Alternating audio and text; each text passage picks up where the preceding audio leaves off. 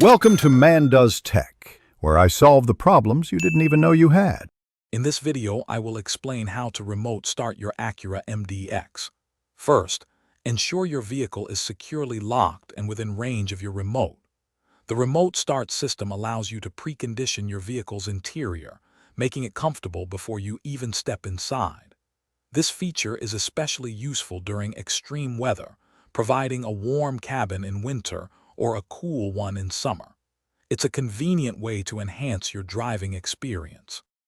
To activate remote start using your key fob, begin by pressing the lock button once.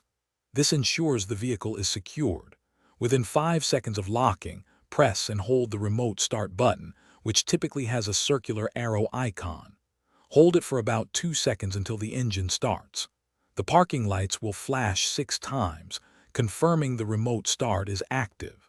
Your vehicle will run for 10 minutes before automatically shutting off.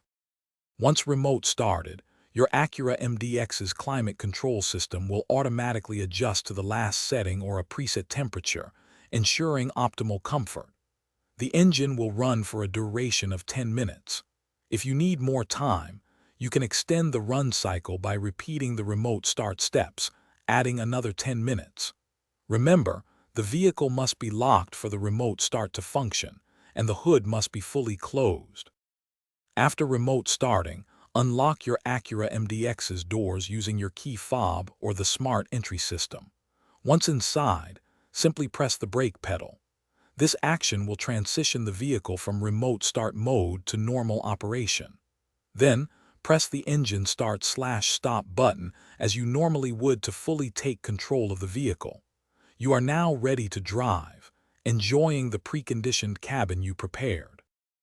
Thanks for watching. If you found this helpful, don't forget to like and subscribe.